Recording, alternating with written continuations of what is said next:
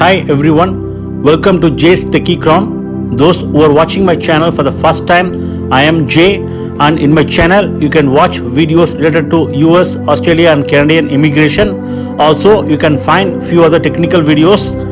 If you are watching my channel for the first time, please subscribe. Also click on the notification icon so that you will be notified whenever I post new videos. In this video, we are going to discuss in detail about what are all the other options available for H1Bs to move to different countries with PR. Why and what makes the H1Bs to look for other options. Case 1. Backlog of GC processing under EB2 and EB3 categories that delays the GC processing and also makes the H1B people to wait for approximately 10 to 15 years to get the green card. Case 2. New executive orders and travel ban on H1Bs is also one of the reasons.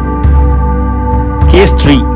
Continuous extension till green card, submission of documentations, RFEs on specialty occupation and denial rate is also the other reason. Case 4. Travel difficulties during emergency situations and stamping issues during the consular processing. Considering the above cases, most H1Bs are looking for other options to get PR. The options would be Canada, Australia, Ireland, New Zealand and Germany. Most people prefer Canada and Australia as they would get PR in hand before they travel. Come, let us see the details about the eligibility criteria, fee and the processing time for both these countries.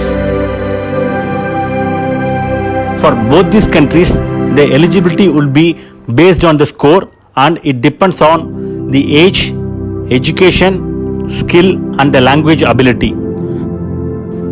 For Australia, in order to get the invite as early as possible, you should have a minimum of 90 points if you are an IT professional, and you should have a score between 75 to 90 if you are a non-IT. And for Canada, you should have a minimum of 440 points in order to get the invite through express entry. If your points are less, then you can try for state nomination in case of Australia and PNP in case of Canada. For both these countries, you need to do the evaluation on skill as well as education.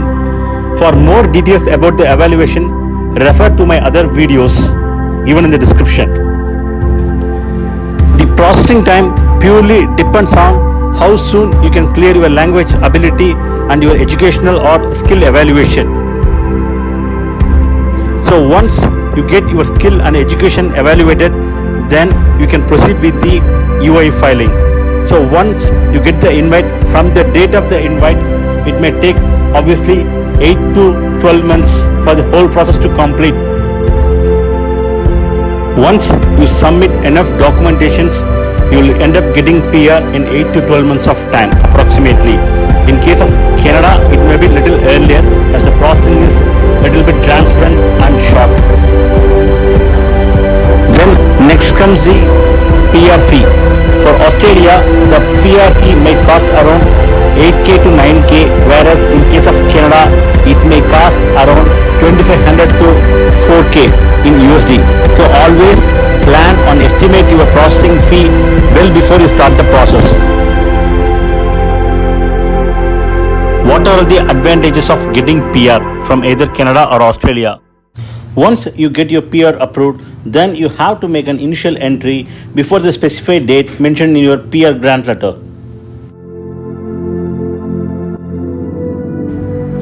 Once you made the initial entry, you can make a move to the country at any point of time within the 5 years.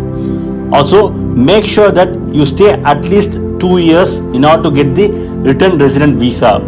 Once you stay for 2 years, then you are eligible to get the return resident visa.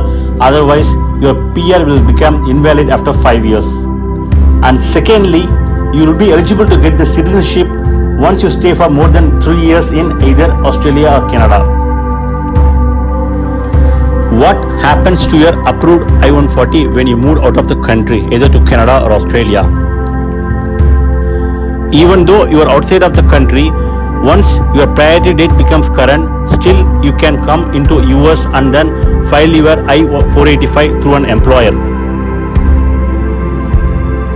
Also, when you are outside of US in Australia or Canada, still you have the eligibility to come back to US on different visa. If you are in Australia, then you can come back using E3 visa, and if you are in Canada, then you can come back and work using TN visa.